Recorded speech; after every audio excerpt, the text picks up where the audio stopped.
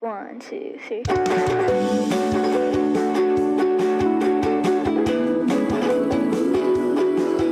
This is Kyle Galaz with Poor2Pro Car Sales Training Podcast. Become a sales titan. I love saying that, and I love meeting people that are there. They're hitting those sales titan numbers. And Colton Biss is one of them. And this is his third one-on-one he's booked. He is up there with Frank Salvino. Shout out to Frank. He's from Ontario, Canada, and he's booked three one-on-ones also. And Colton has booked three one-on-ones. So these are my top uh, you know, supporters out there that are booking one-on-one trainings and getting better. I mean, it's not just, oh, I got to be on the podcast. No, these guys, especially Colton, is moving up, and he's going to tell you a little bit about what's happened in the last 10 months. But let's get a refresher of who Colton Biss is. Colton, why don't you introduce yourself, tell us a little about yourself, and tell us what's happened in the last 10 months. Alrighty, my name's Colton. This is I'm going on about a year and a couple months in car sales. Um, so my first session with Kyle was really just kind of going over the basics. I was still kind of new to the car sales, and my second session was right after my first month of hitting over 20 cars. But since that, I'm on month number 4 in a row of selling over 20 cars. Recently got promoted to point guard, which is also internet sales manager, one of them. And Yeah, it's a whole lot more responsibility. I remember I was on the floor. I used to think oh man, these internet sales managers, these point guards, why am I splitting this deal with them? And now I totally understand why I was splitting all those deals with them. Um, and I'm also team lead uh, for my team at the store. It's pretty cool to be described as a high trust person.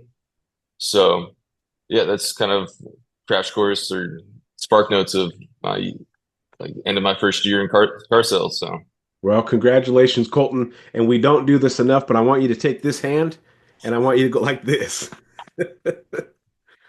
I'm serious. I mean, it means a lot when you see people's career progress, and you are like the poster boy for it. And you know what's interesting is our first one-on-one. Remember, you were talking about your tattoos and how you're having to overcome it, and you finally overcame it, and now it's you can make people laugh. They just got to get past that. Think about that Colton that had to go through those challenges to now leading a team to that Colton now being trusted with bigger picture at the dealership. It doesn't matter what you look like, it doesn't matter your background, it doesn't matter your history. What matters is right now and your mindset. And Colton has chosen success, and when you choose success, it happens. It's inevitable. For every action there's a opposite reaction, right? If you work hard, you get good things out of it. It's simple. And Colton, you're a perfect example. 12 months, 14 months in the car business and moving up. You did it way faster than me, which tells me you're on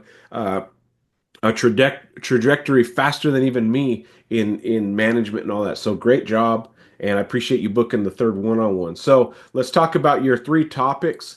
Maximizing your pay plan, because when you're just a salesperson, all you have to worry about is me, me, me. Take an internet lead, take a phone call, go market myself, and sell that customer. Now, when you have more responsibilities and now you have a team underneath you, you have to first make sure they're successful, because their success is part of your success.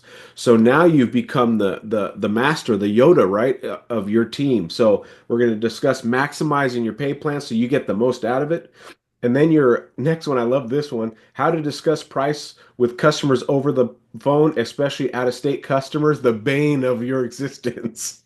yep. Started laughing when I read that, because really it's for everybody. Uh, my last one-on-one with Jordan Bowe, he was talking about the other dealerships always have a lower price. How come that is? How come it's never a customer says, "Man, Colton, you guys are the lowest price"? It's always a lower price somewhere else, and it's a challenge for everybody. So it is a bane of all existence. And then the last one is you went back to allowing markups, addendums up to 3 grand, maybe more, maybe less on new vehicles. And how do you overcome that markup, and how do you overcome the mindset the customer thinks is it's just greedy dealerships? we already have the worst name in most businesses. Oh, car salesmen are sleazy and cheesy and they lie. Actually, we don't lie. We can't lie because we get told on, we get fired. The customer lies more. But how do we overcome that cheesy and sleazy and greedy and land that $3,000 markup? And you even put up here, it's difficult. So we're going to talk about that too and how to set yourself up for success. So I guess for me to be able to help you with your pay plan, I need to know how your pay plan works. Yeah, so basically I have to sell 14 new cars to or yeah, 14 new cars to hit max bonus, but I also have to have like a total of 24 units sold to hit max bonus. So basically, yeah, I have to sell 24 and 14 of them have to be new.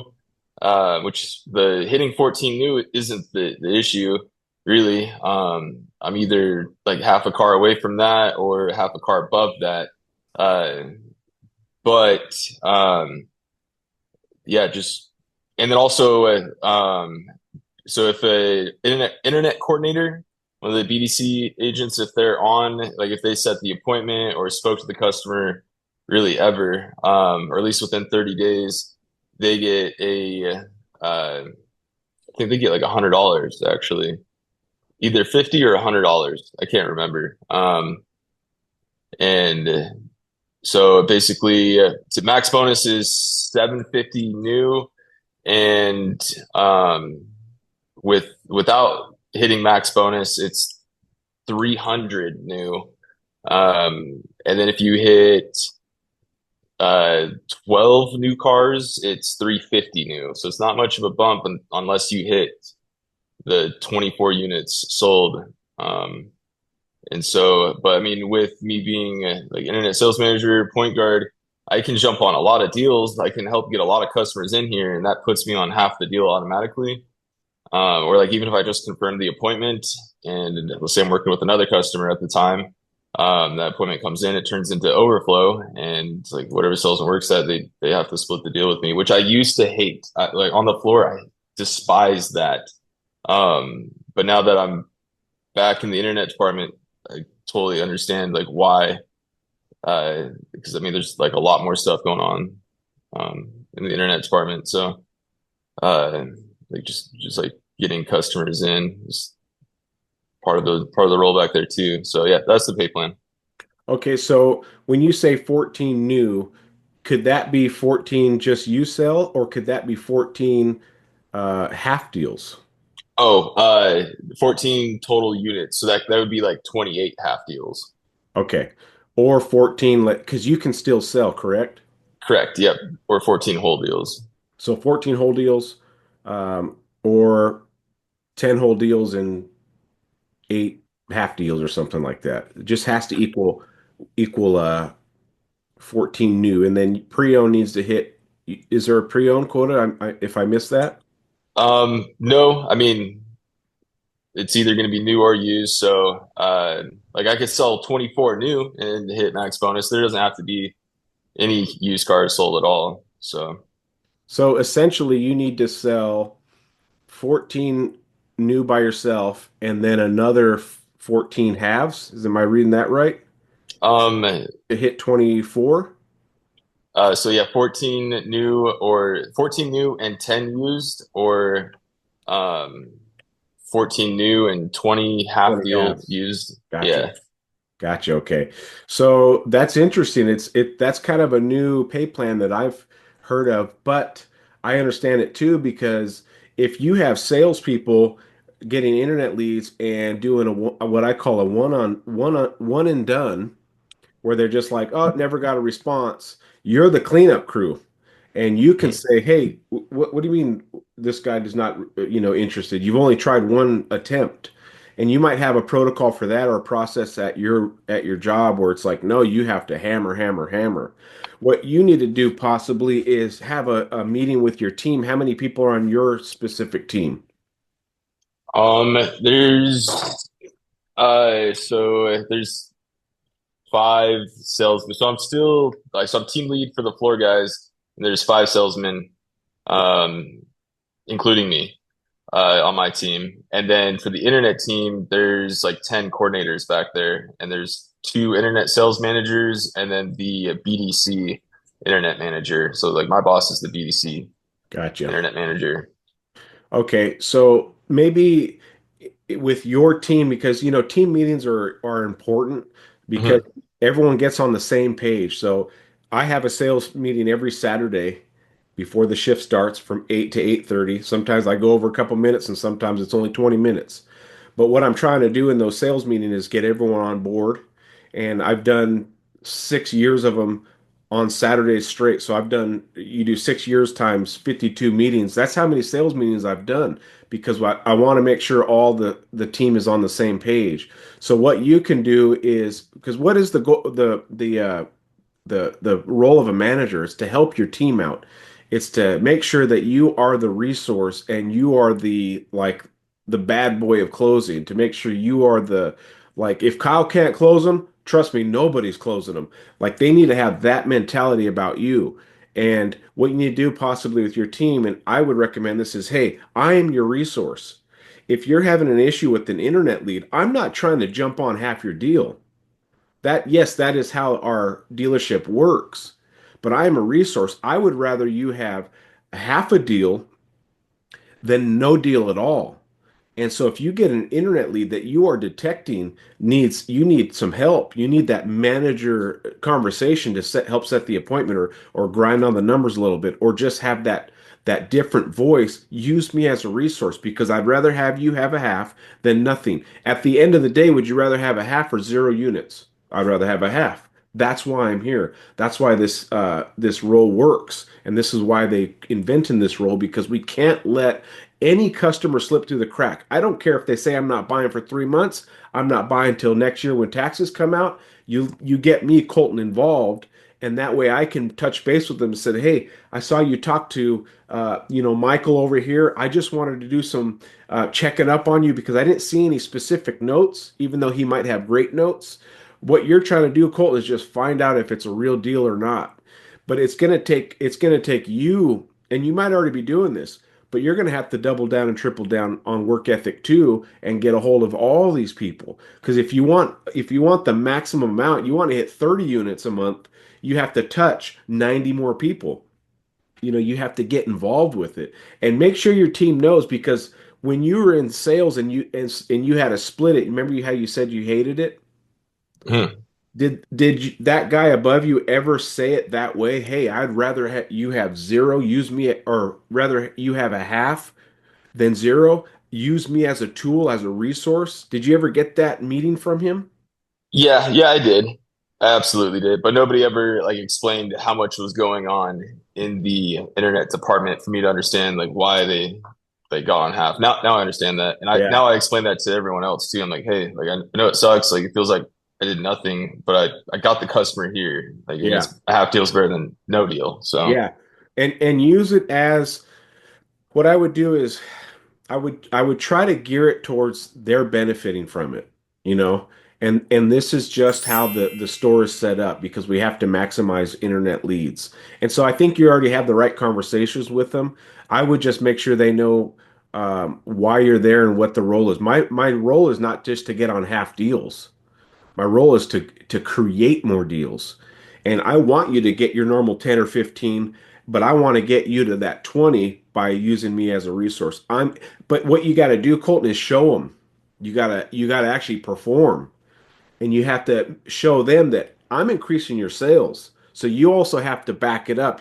You can't just be, and you're not this by any means. You can't just be the leech on the deal that's just sucking the blood out. You have to say, "Bring me your stuff. Bring me all your dead stuff. Watch Colton go to work. I'm going to create some deals out of these dead leads. What's up? This is Colton over at Dennis Dillon Mazda. How you doing? Yeah, doing some checking in. I didn't see any notes from your sales guy that was in there, and I wanted to make sure you're being taken care of 100% because I don't want one customer to slip through the cracks ever. When customers hear that, a genuine verbiage, that could reignite. Well, we were looking at this, but our trade-in was only 10 and we owe 18. Hey, we see that every day. We are the professionals in getting people out of their vehicles and into something affordable. Do you mind if I relook at your file? I'm not selling you anything yet. Let me just relook at it and see if I can make it affordable for you so you can move forward. Other than the negative equity, was there anything else that stopped you from buying or coming in to check it out? Well, yeah, our payment was too high. In 2024, every payment is too high. Trust me, again, you're not the only one dealing with this. But again, that is why I'm in my position as a manager to make sure I make the payment affordable. I'm going to take a look at your file again. I'm going to see if I can spark up a deal and maybe get you into that range. Were you looking at that Kia Telluride? Yeah, that's it. Okay, it shows it's still in stock. Let me do this. I'm going to text you my information. That way you can have direct contact with me. Again, my name is Colton. I'm the floor sales manager slash internet manager. I'm going to text you my info with my card, and that way you know exactly who's texting you next. All right, cool. I'll see if you want a selfie, I'll show you what I look like too. Like, and you make them laugh and you have some fun. But if you use those kind of verbiages, you're going to reignite something. And if you're doing 90 more of those a month, you will hit your 30 cars.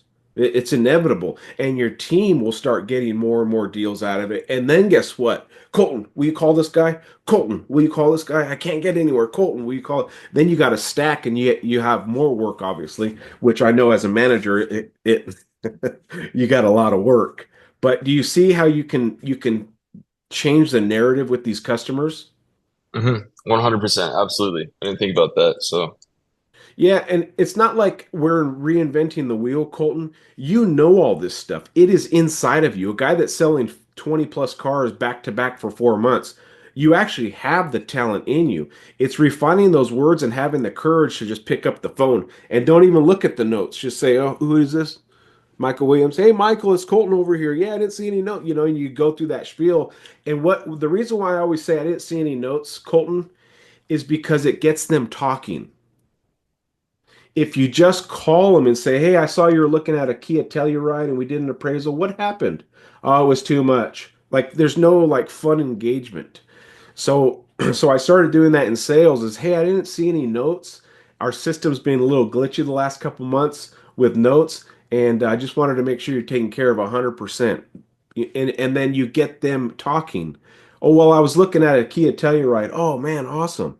And but so use that technique, but if you want to sell 24, 30 cars, 35 cars, you have to call that many more people and you have to set that many more appointments and you have to deliver on what your role is. So, like when I was saying, my sales guys, when they say if Kyle can't close it, nobody can. Like I gave it to Kyle, he couldn't close it. That's basically them saying there's no one else in the store that could do it, even though there are better closers than me. I mean, I'm not the final boss in this video game. Um, but what it is my sales guys have that confidence in me to bring me their file and say, "Hey, Kyle, can you talk to him? Can you talk to this customer?" "Yeah, what do you need?" "All right, let's go." And I just fearlessly stand up and go over there. And more times often than not, I close the deal. But that's what you're here for too now, Colton. You're on that same level where you have to make sure your guys know that you're not here just to leech off a car deal. I'm here to create car deals. I don't want part of your 10 or 20. I want part of that 30 or 40. You know what I mean? And re-gear their mind so that way they're bringing you files, and and that might help. But it sounds like you have to put up 24 car deals to maximize money and to maximize, Colton's paycheck. So that's a lot of car deals. That's a lot. Whether you get it from half of them or from just you, you still have to have your book of business along with helping them. So you do have a full plate. But these are things that make a man grow. You know what I mean? Now on your resume, you can say you ran an internet team, you ran a sales team, and these are new wrinkles in the brain. But as far as I mean, we don't have to really go over selling more cars personally, right? You know the no. know the drill. It's Mhm. maximizing your team so they're working not necessarily for you, but with you. So I would start having more of those meetings with them and letting them know that I'm not looking to get on half your 15 deals.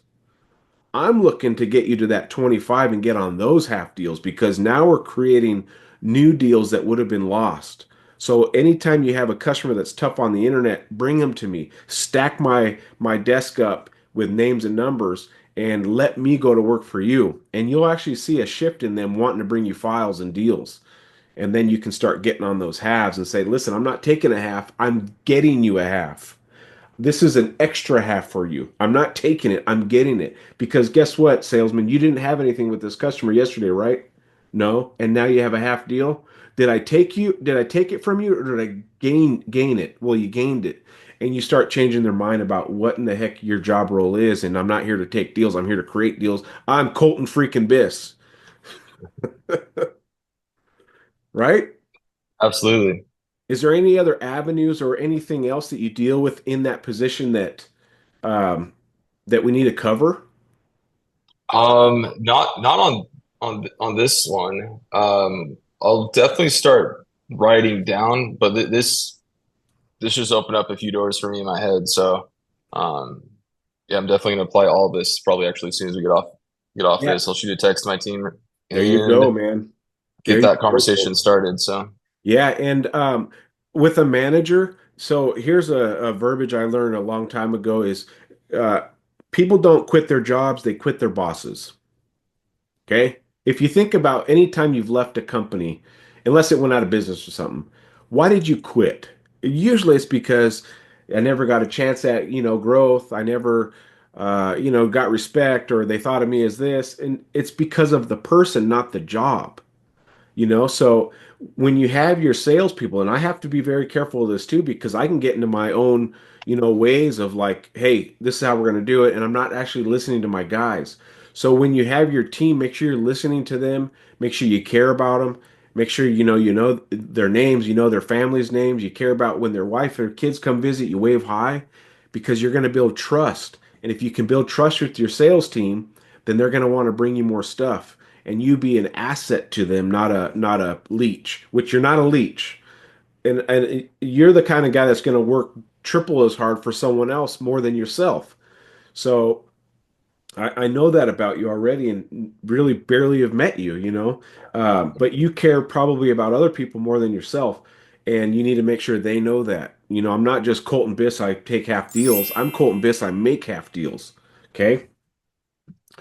Okay, so let's talk about the bane of your existence and really everybody's existence, and that is discussing price over the phone, especially out-of-state shoppers. So let's start with out-of-state shoppers first because I have a lot of experience working at the dealership I do. We sell across the whole US. Uh, oh yeah, I know your dealership does. we just shipped one to Alaska. We shipped one to recently to Hawaii. I mean, they go everywhere.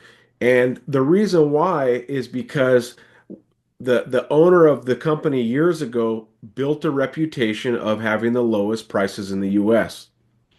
And so now the whole US, people that know the dealership just assume that we're the lowest prices. And if you look at our new car prices, they're insane. They really are insane. So it was built on truth. Like you go see this dealership, they have some of the best prices in town, and now we sell out of state customers. And now on the phone, when customers call from California, what can you do on this vehicle? That is what we can do. That's our best price right up front. And we don't get into the super negotiations with people. We offer a $500 military discount or first responder. If you qualify for that, if you've had someone in the military or first responder, or you have our $500 coupon code from our internet website, I can give you that. But that's it. We're a volume sale. We're a volume dealership. We make this much per car deal, if you can see that much per car deal, and we sell 1,000 a month. So the other dealerships, they only sell 100 to 150. They need to make that much per customer. You're not winning anything in that scenarios. They're not screwing 100 customers, but they're not necessarily giving them the greatest deal. Whereas our dealership makes that much per car deal, but we sell 1,000 a month. So would you like to move forward? What would you like to do? Put a deposit? It's the verbiage, it's the words. It's not the dollars. It's always the words. And if you notice too, Colt, when you have that customer that absolutely loves you, oh my gosh, Colt, it's the best experience I've ever had, and you get full pop. It's just like And then you get the guy that grinds the heck out of you, on the lot. He's difficult. His trading's difficult. Everything's difficult. His credit's difficult. And you make a mini on that deal. And then you get a bad survey, right? It's like, it's the experience that you give that customer, and it's the verbiages. Deals are made with words, not dollars. So get into that mentality. Now, out-of-state customers are looking for one thing, and what is that? Absolute best price. hmm That's within their first two sentences of calling, right? Hmm. Have you ever said we put our best price right up front? It's on the internet. Yeah, I go over the no hassle, no haggle volume store. The cheapest or most affordable, best price within 500 miles. We use Viato. I go over that whole spiel. Um, and they're like, okay, thank you. And no car sale. Or uh, they act interested and then they want to see like leasing numbers on an EV9 and don't want to fill out a credit app. And they just tell me, oh, I have an 800 score. Well, uh, it's really hard to put together lease numbers without a credit app. Like it's just I can't turn in a deal packet without a credit app. I can't get lease, especially lease numbers. Right. Um, like finance numbers, I normally get there. But everything's easier with the full deal packet. So, And it's tough because if you're in Boise, Idaho, and the guy's in Arizona, it's not like you can set an appointment with them and like, come on down. mhm. You can't fight for the appointment. It's strictly numbers. So when it comes to like an EV9, are the residuals any good on an EV9 when people ask for leases? Or is it like some insane payment?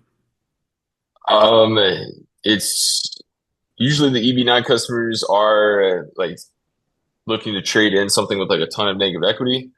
Um, and then the residual, I don't remember what the residual is, but it's really just to absorb negative equities is the biggest thing Gotcha. with those. So because it's such a difficult one, and when you say it's the bane of your existence, it's also the bane of my existence when we get these people. Because we get a lot of people from Seattle. They're 5 hours away. They want our best price right up front. And I've instructed my salespeople that we put our best price up front. And the only reason why you're able to find us on Google searches is because we have better prices. If no one in the world ever Ooh. types in highest priced EV9 in America, no one ever types that. We would never populate in your search unless we had a better price than the competition. So the fact that you found us online tells me that we have a better price because Google doesn't, or Yahoo search or Bing, any of these things, they don't put up the worst deals right away. They want more people to find to use their browsers. So they're going to put the best prices up first. And if you notice when you click on when you search for EV9, best deals on EV9, we popped up, correct? That's how you found us, right? Right. So there's a reason why it's because the internet has already done all the legwork for you to find the best deals and populate it first. Now, if you go scroll down to page 10, you're going to start finding some bad deals. Just like Car Gurus, just like KBB searches, all these different places, they don't post the worst deals first because you never go back to that website. So Colton, there's some ammo you can use. The fact that you're calling me tells me that we have a better price than most of the competition because we populated first. Well, I called you because I know your dealership. Well, why would you call us if you know us? Well, is it because we have good deals? Yeah, it is. That's why you called us. You wouldn't call the store that screwed you last time. You wouldn't call the store that gave you the worst deal last time or screwed your buddy over. You called us because you're familiar with this and you like doing business with this, or you've had a friend that referred. So you just gotta trust the process.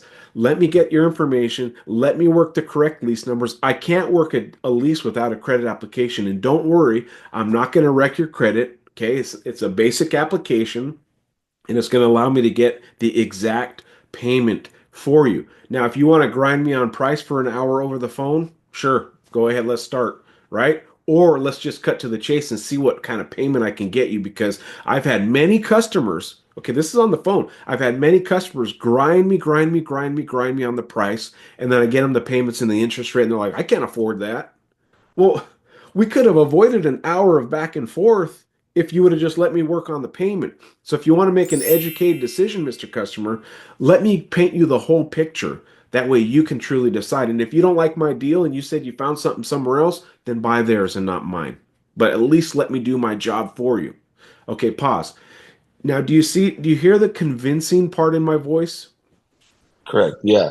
That is the difference between a salesman that's going to get that out of state customer and the salesman that's going to struggle. Because it now, is it going to work every time? No. You're going to get the engineer that's down to the pennies. Well, the invoice minus the holdback says that you're going to, da da da da da, and I should be paying this on the vehicle. And this dealership said they're going to give me this plus the holdback plus the rebates. Oh, okay. So they're not going to make $1 selling you. Okay, well, that's not how we do business. You got to allow me to make something. If that's the deal they offered you, I cannot beat it. Man, imagine just being truthful with somebody. Because here's what's going to come out of his voice next. Well, they're already selling it. Oh, so you already had the best deal in the US, but you didn't buy it because it's gone. You're going to get something out of them when you hold your ground.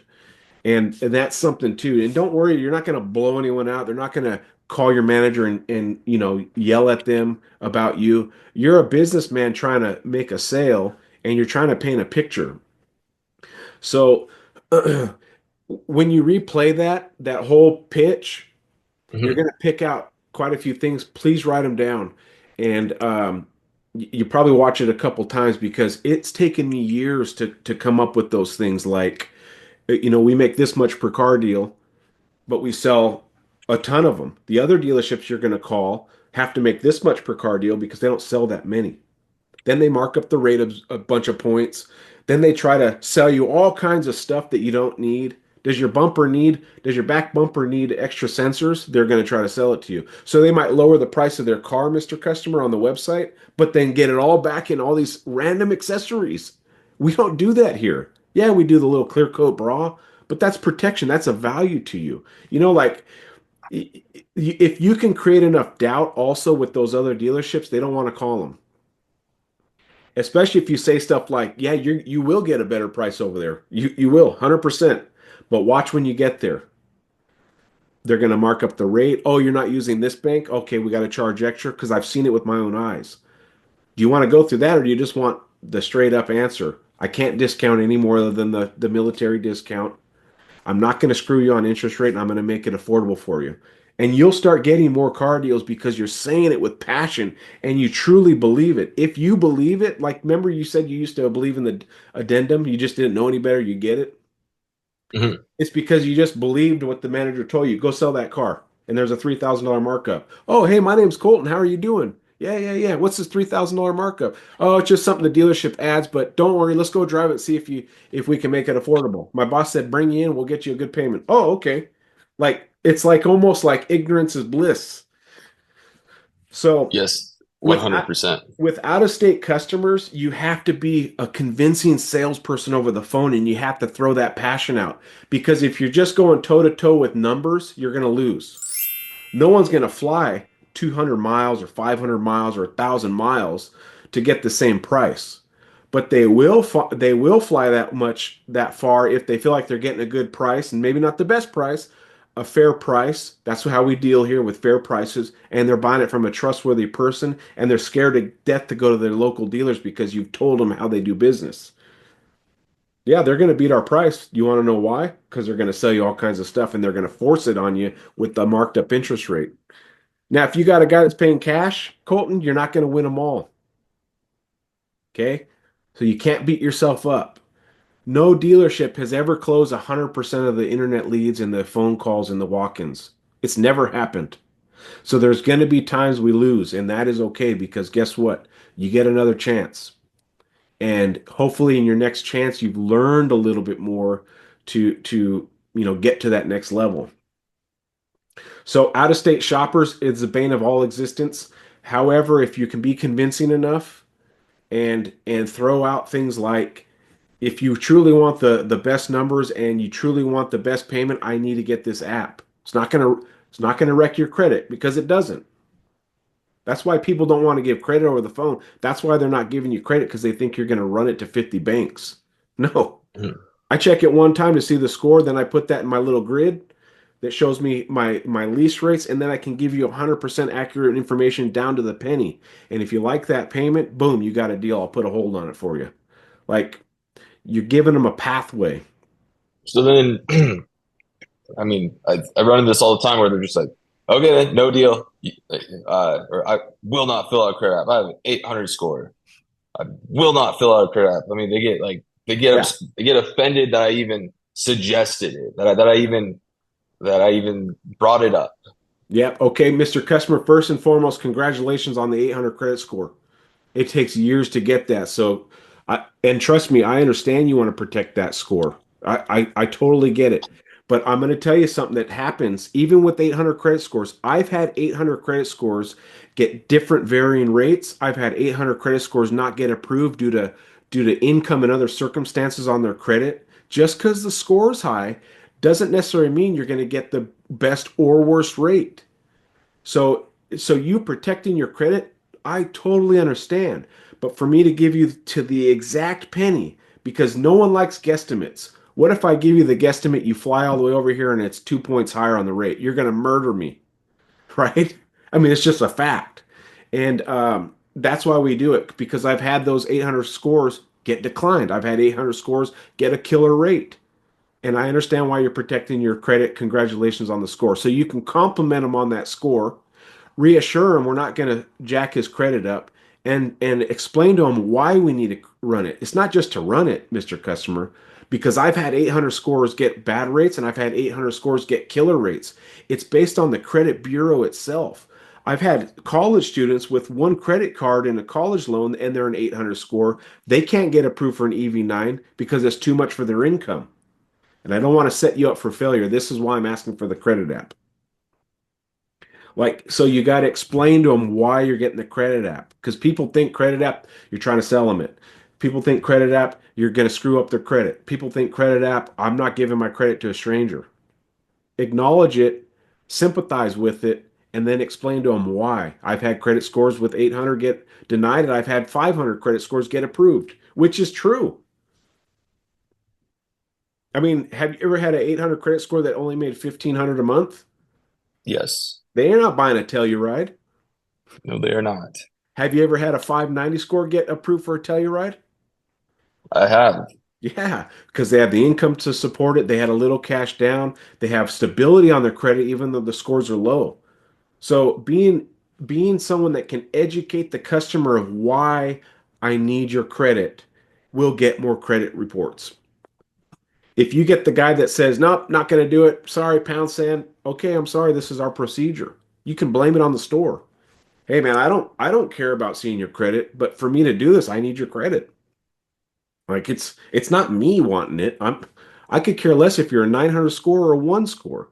But for me to get you the lease rates and the lease payments, if I gave you a guesstimate and the rate was 13%, would you like that guesstimate? Well, no. No, of course not. Let me work it for you. But you got to explain why you're doing it, okay?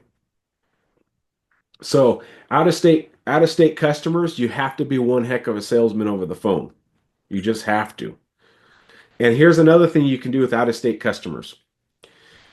And you can teach your guys this too. Let's say you don't get the price they want. Let's say you're $1,000 higher than them or $2,000 higher than the competition.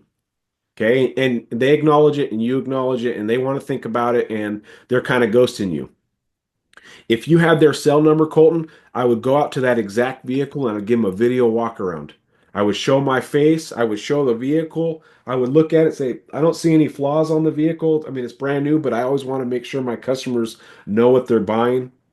And you just assume the sale with this video walk around because you're going to do more for them than the guy that's a little bit cheaper. And they may just go with you because they fell in love with, hey, this is Colton. Here's the vehicle, and you just give them the best you got anyway. And if the video is 3 minutes long, upload it to YouTube, send it to them as an unlisted link.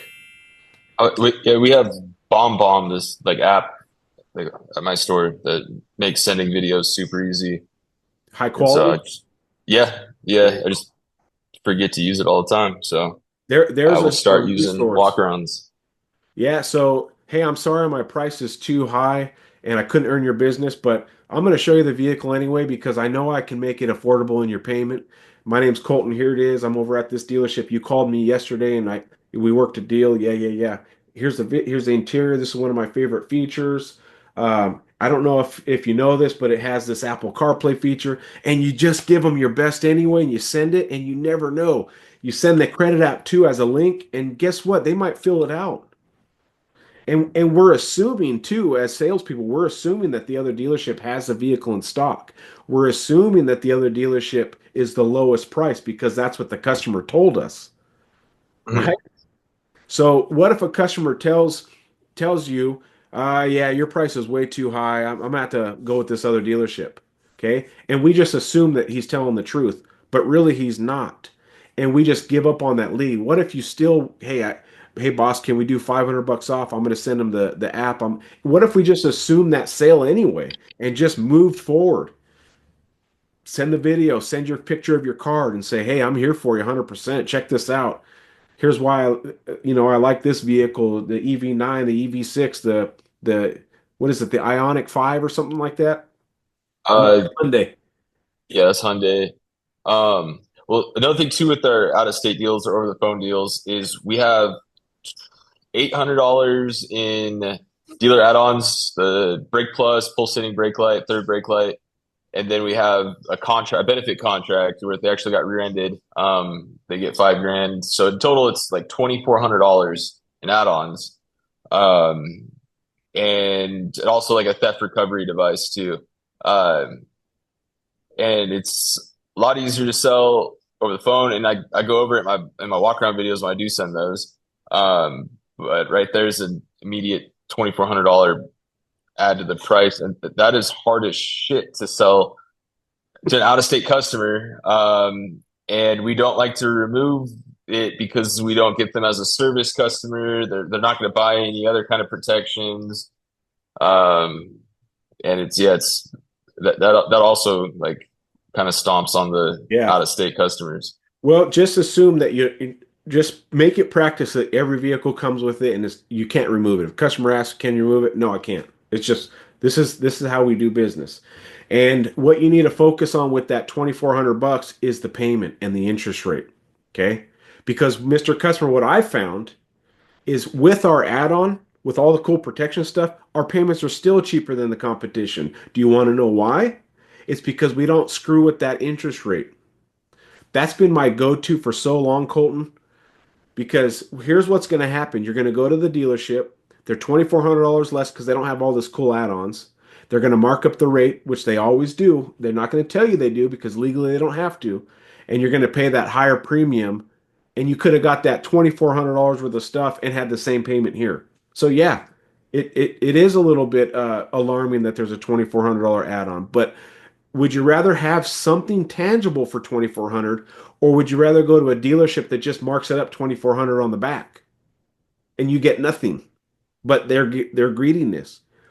We don't do that. So you're going to get this awesome backup or the third blinking rear light. Here's what you could do with that, Colton, because I've seen those on the road. Okay. And I don't have one in my car, but when I see that blinking third light, I stop way, way ahead of time because it's so alarming. It works. Mhm. So you can now tell customers that, hey, one of your buddies has seen that on vehicles and he stops way earlier. What is the cost of keeping your health, keeping your family safe? It's more than 2,400 bucks. Medical bills, neck problems. That's why they invented this blinking third light. And we would not have put it in our vehicles if it was trash. You notice we don't have underglow neon lights. They don't do anything. We don't have a air horn for a horn as an add-on. We don't like scaring people. We put in stuff in these vehicles that we know is beneficial. Plus, if you get rear end, you get 5Gs. It's like now you got it for free plus 2,400 bucks, 2,500 bucks. But Mr. Customer, I understand it's an add-on. So let me work your deal and find out if it's affordable for you. You always revert back to the affordable because I don't want you to feel like you're getting screwed. But guess what? If I could get the vehicle and your down payment exactly where you want it and your payment exactly where you want it with these add-ons, and you're like, oh my gosh, the payment's perfect. Isn't that a win-win for you? Well, yeah. All right, let me finish my job. Let me do my job for you before you tell me yes or no. If you stop buying a car based on the third brake light blinker, then you're doing yourself a disservice. Let me work for you. And they're going to say yes because no one's going to say no to let me work for you. They might say no to the payment at the end, but at least you got there, right? At least you got them to that point. Okay, another topic. Absolutely. Go ahead. No, no, I was saying absolutely get into the next step. Like, Always move forward. Just one click forward. We're not asking you to buy the car. I'm just asking you to come in. I'm not asking you to buy the car. I'm just asking you to check out the numbers and let me give you all the information. I'm not asking you to buy the car. I'm just asking you to fill out an app so I can get the right payment and interest rate. I'm not asking you to buy you know what I mean? You just keep doing mhm. that until they're buying the car. It's like the ultimate back door. Hey, I'm not asking you to buy the car. I'm just asking you to let me do my job. Oh, okay. Click. You can't undo a demo drive. You can't undo a credit app. You can't undo payments. It's like, and then they get to that point of like, listen, folks, you come all this way. I know you like the car. You mentioned the payment's affordable. How about I give you a couple minutes to talk while I stand by the couch? Keep an eye on you. If you wave your hand, that means you want me to come back over. All right. Well, we do like the car. It is affordable. Well, what about this markup? I know, but he made mention that it's still in our payment range and he didn't mark up the interest rate, so we get that stuff for virtually free if we went to the other dealership. All right, let me wait. Hey, Colton, I think we're going to do it. All right. Excellent. And the same thing with addendums. So before we move on to addendums is how to discuss price with customers over the phone. So with prices, I would start asking a lot of questions because questions will help you uncover the truth. If they just say, "Hey, what's your best price on this car?" Okay, that's a great question. What is my best price? What are you trying to achieve out of this? Are you looking to buy now or in 3 months? Are you looking to get an exact price and then you're going to strike on it? Or are you just calling around to different dealerships to find out who has the best price? Well, I'm calling different dealerships. Oh, you are? Have you called any other ones that are local? What brands are you looking at? Okay. Oh yeah, that is a great car. Yeah, I love that car. I wish we sold that brand. I wish it was Kia, Mazda, and BMW, but they won't let us have that franchise. There's too many BMW stores. And I'm building a friend, but I'm asking questions. Which BMW looking at? Oh, they have this new electric thing, and it really looks cool, but it's kind of like the EV9. Oh man, you like the EV9 too? That's a great comparison. That's you must have some high-end taste because the BMWs are super nice. And I've literally taken a phone call that was, "What's your best price?" And I'm discovering what the guy actually is doing, and I'm trying to build friend and a trust because how many people have you ever sold Colton that say, "Hey, what's your best price?" Over the phone, especially. Not many. Nobody has. I mean, nobody. What's your best price? Oh, I can do 3,500 plus I'll get you the rebate. Okay, thanks, bye. And it's like ghost town. So knowing that that's the statistic of those type of customers, because that is a type of customer. So when you get that phone call, understand that's a bubble of a type of customer. They're not the get me dones. They're not the fun kind. They're not the money bags. They're not the cash buyer. They're a specific bubble. And that specific bubble needs to be taken control of. So when they ask, "What's your best price?" Oh, okay. Hey, my name's Colton. How are you? Hey, Bill. Yeah, yeah. Oh, definitely. That's a great question. What's your best price? What vehicle were you looking at? Oh, the EV9. Oh, man. How'd you find out about it? What made you choose our dealership? You got to ask questions of these people because questions take control. And these people need someone to take control because they're just willy-nilly calling dealerships, wasting their own time. They don't even know what deal they want. Now, when you mention what's your best price, are you looking for the best uh, payment? You're looking for the best interest rate? Because a lot of things come into play when it comes to best price. Are you paying cash? Are you financing? Do you have down payment? Do you have a trade-in? Oh, you do have a trade-in. Oh, okay. Have you had it appraised? Oh, you are upside down. That's why he's asking what the best price is. He's asking the best price because he knows he's flipped and he knows he's going to need help out. So now you're starting to discover why he's asking the best price. Because we know if we get him the best price, we're not going to hear from him again. So we might as well find out why are you asking for the best price through a sneaky way. And you compliment him. Oh, how'd you find out about us? Oh, very cool. Yeah, yeah, yeah. You local? Oh, very neat. Are you comparing our vehicle to any others? Oh yeah, I was looking at this, this, and this. Oh, those are sweet cars, man. You got good taste. And now I have control of that conversation. Now, when you say best price, are you paying cash or financing? Do you have a trade-in? Are you looking for the best interest rate? Are you looking when it's all said and done for the lowest possible payment so you can afford it? Well, in the end, I'm looking for the lowest possible payment. Ah, that's why he was asking about the lowest price because he's trying to get to the lowest payment. And then you turn this buyer that's in this bubble into another type of buyer. And now he's built trust. Hey, I'll tell you what, it sounds like we've had a great conversation on the phone. I would love to meet you in person. And when you're here, Bill, that's when I'm going to get you the best price. It sounds like you're going to come check it out anyways. Let me get you the best price then so I can tell my manager, see that guy right there? He's buying a car today, right now, if we get him the best possible price. And now you got the appointment and you click them one more time in. What are the chances of you closing an appointment? Over 50%. It's proven. But it takes guts and it takes a man that's on a different mission than just being an order taker. So when they Mhm. ask what's your best price, no, oh, that's the bubble. That's that buyer. And if I give him the best price, I'm never going to hear from him again. And if I'm combative, he's going to say, "Oh, I guess you don't want to earn my business." So we got to sneak in by asking questions. Okay. And you're going to maybe fumble around on your first one, you know, but we're not selling them anyway. This is a great time to practice to get better at this client because there's a lot of them out there. And then you can ask, are you comparing us to anybody? Do you have any quotes from somewhere else? Because a lot of times what I find is these other dealerships, and you can go back to what we were saying, these other dealerships give you a smoking price, get you all the way in there, 200 miles of driving. And then you realize, oh, you only get that price if you've been in the military, and you can provide your DD 214 forms. Oh, you got to have, college student stuff. You got to be an employee. So you drove all that way for the smoking deal, and they screw you. I don't do that. That's why we sell as many as we do. That's why you called me. All right. There's no one bullet for phone calls, especially for out-of-staters. The bullets that you do have is take control of the conversation, not in an not in an alpha male way, in a sneaky way. Mhm. and and then create doubt of why those other dealerships have a lower price. I'm going to tell you why they have a lower price. They're going to screw you on the interest rate. I tell you why they have a lower price. They're going to, when you get there, they're going to say, "Oh, you're not in the military. Oh, you're not in the college student. Oh, you're not in the fire department," because that's how they advertise all those rebates. We don't do that.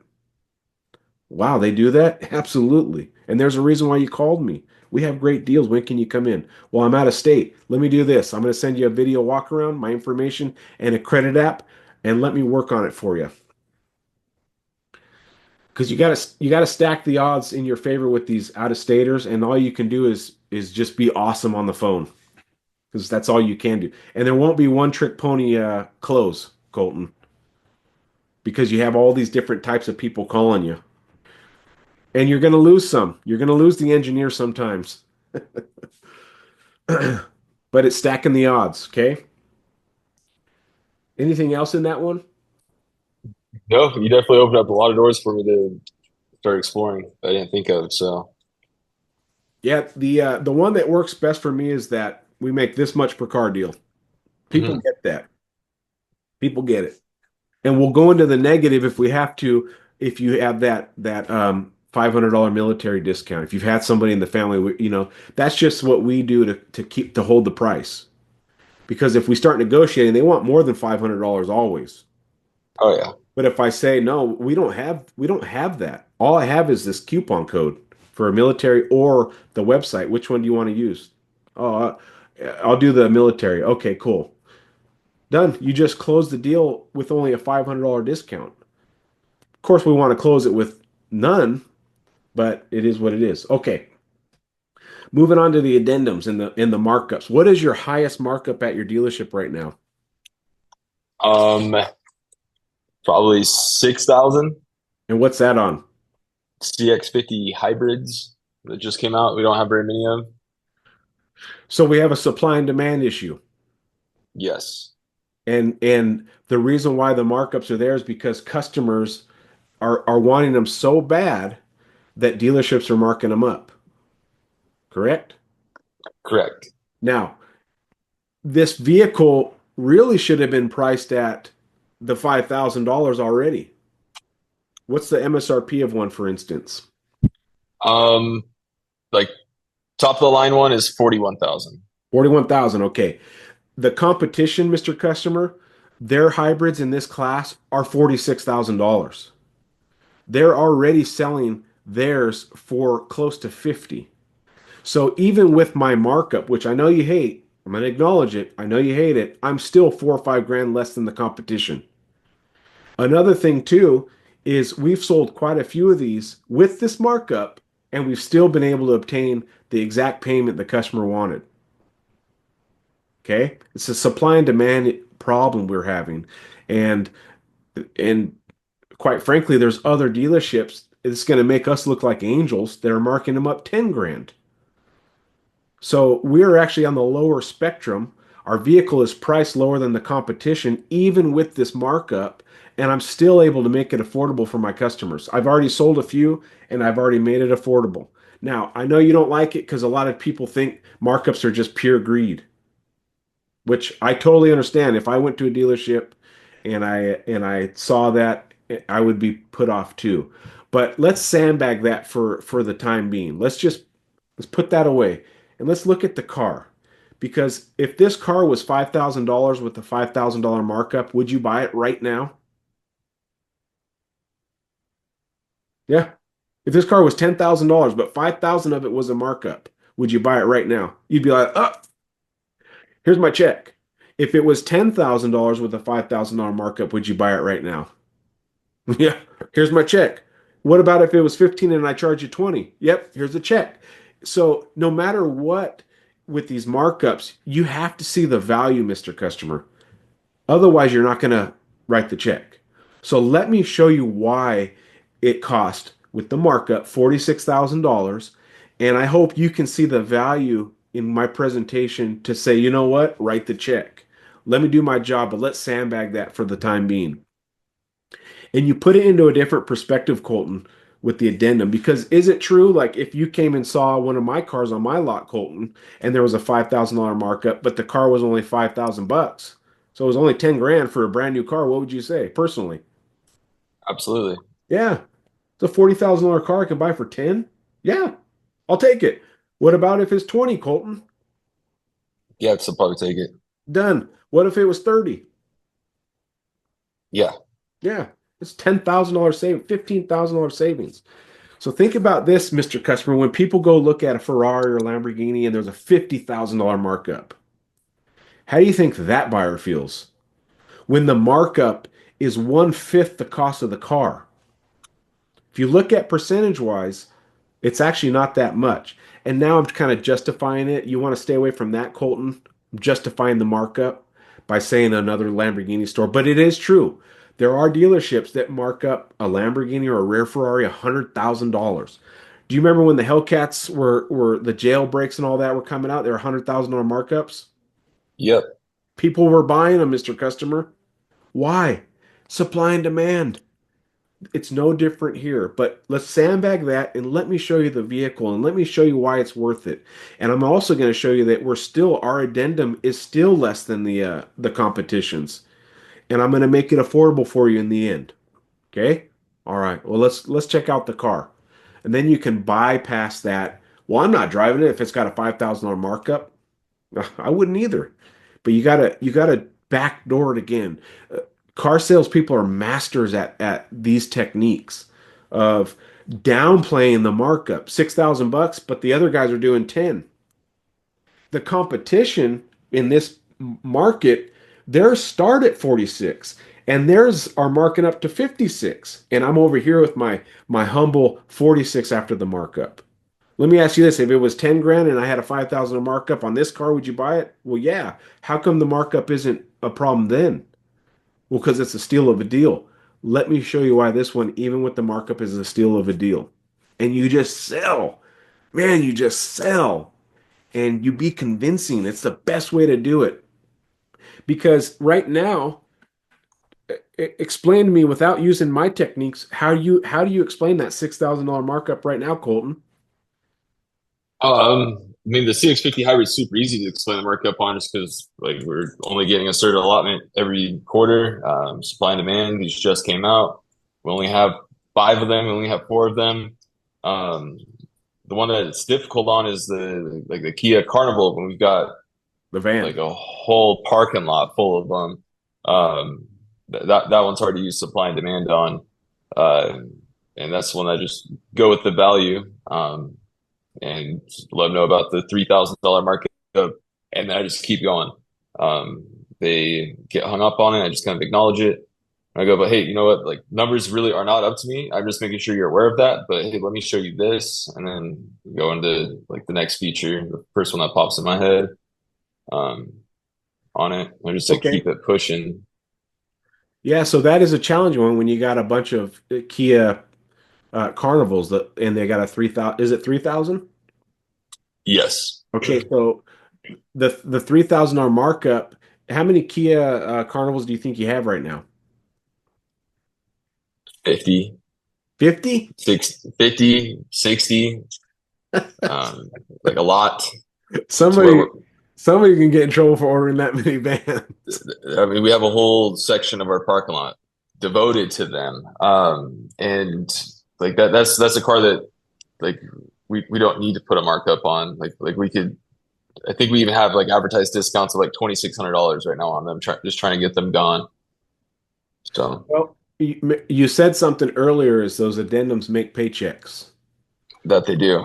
So we got to fight for it, and you got to let the customer fight for it to come off. So I mean, you're going to sell it regardless. Let's say the customer wants $1,500 out of the addendum, you're probably going to sell it anyway. So you might as well try your best to hold it, knowing that you could always give it away. You could always have your manager say, "Yeah, I need you to talk with this customer. I can't get over this addendum." But you can still do the same thing. Now, if you have a customer that's coming in specifically on the carnival, you need to isolate that van from the crowd. Do your best to Yes. isolate it and maybe break up your inventory. I don't know if you have a saying how your car lot is, but man, if you have a row of 50, that's a bad thing. If you split it up into 10 over here, 10 over here, it might help a little bit in that thing, but you still have the addendum markup and you can say, "Hey, other dealerships are marking these up 5." So you can still use some of that verbiage and then you can say that same technique. What if this van was 10 with a $3,000 markup? You can go that route because we're just trying to change some mindset about it. But in the end, Mr. Customer, another thing, Colton, don't say or try to stay away from, "I'm not the one who does the numbers." Like you talk to Mhm. my boss because you're implying that they're going to get that discount. Like Yes. once we go inside, you're going to get the discount. All you got to do is walk inside, you get 3 grand off. Well, the 3 grand just came out of your paycheck. So switch that to, "Listen, let's take it for a drive, and I promise you I'm going to make it affordable for you," because the minivan buyer is a payment buyer. I mean, how many times do we get minivan buyers paying cash for these things? They're families. They're people that need, you know, to fit in their budget.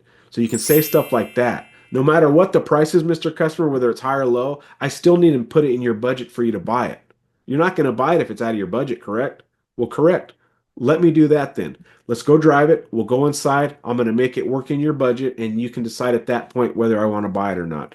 And they go drive it, and the $3,000 addendum is in their back of their mind now. Let's focus on the vehicle. I will make it affordable when we go inside.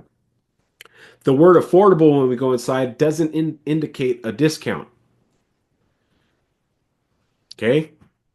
And then when they grind you back inside the showroom about the 3,000 bucks, I said, "Listen, I can't do anything about the 3,000 bucks, but I promise you this, I got you the best rate that you actually qualify for instead of those other dealerships that mark them up just to bring it down. We don't do that." Um, and then, my boss said, "We'll fill up the tank and maybe throw in some all weather mats." Right? But the payment is where you want it. I got your trade where it's at. And so let's just say the vehicle was this price with the 3,000. You never even saw the 3,000. You'd be signing on that. Hmm. Just, and you try to get back to that budget. But you're going to still have battles with $3,000 addendum on a vehicle that doesn't have any supply or demand issues. It's easy to do it when you have one or two, or easier at least.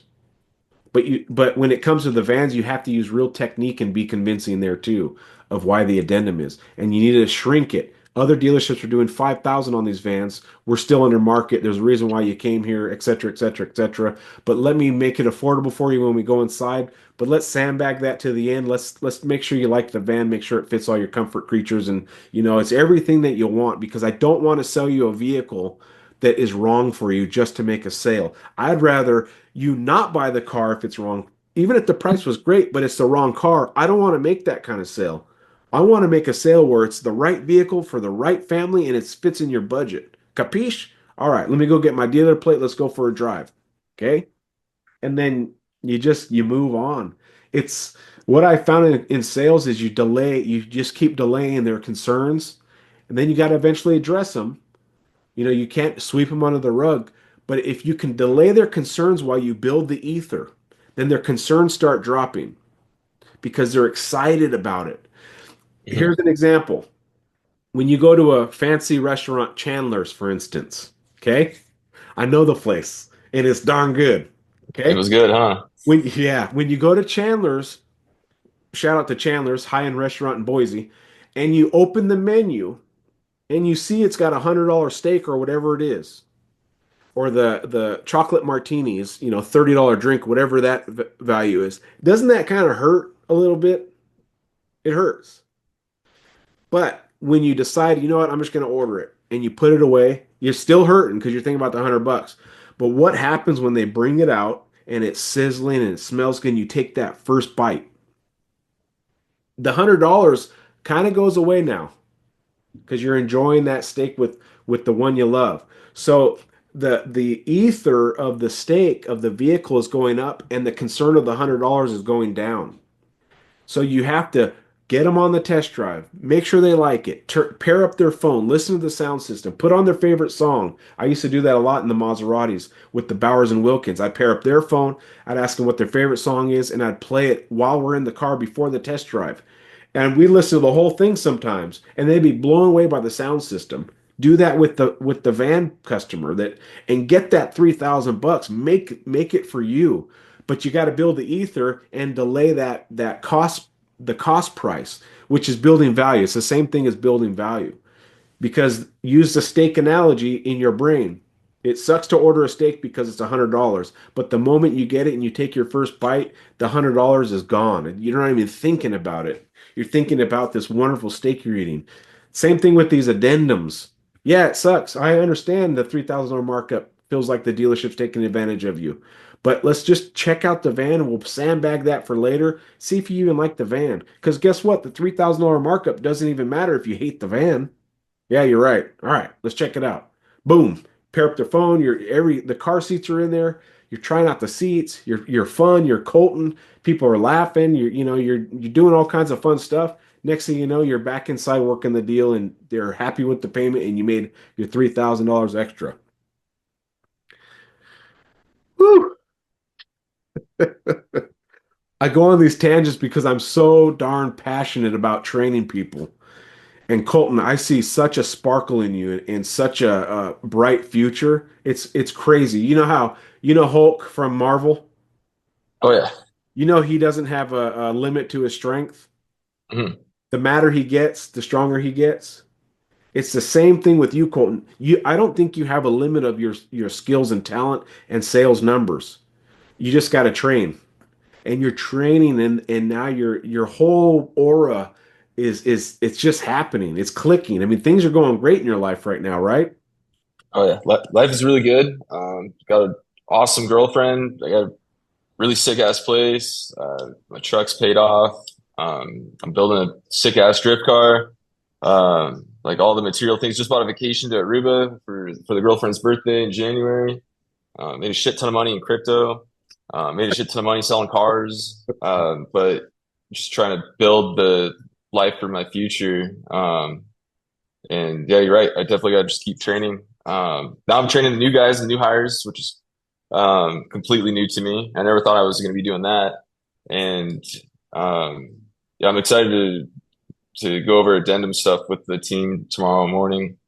Um, yeah, I definitely got to process all this information. But yeah, I appreciate the compliments. Absolutely. Well, it's in my career, I've met a lot of salespeople, a lot of them. I mean, they come and go all the time, and there's some that just stick out to me.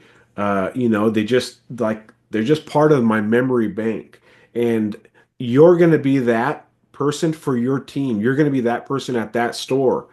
And if you ever move on or keep moving up, you will be talked about. Oh, remember Colton? Oh, dude, that guy was a beast. Yeah, he had a drift car and this and that. Like you're making stuff happen, and it's because of the car business. The car business is a beautiful business to be in when you're focused and you're disciplined and you're training all the time and you're doing it, Colton. So I commend you, and I'm very proud of you. I think we hit about an hour, maybe a little bit more, but Little bit more. I But yeah, appreciate everything. the management teams, like my desk manager.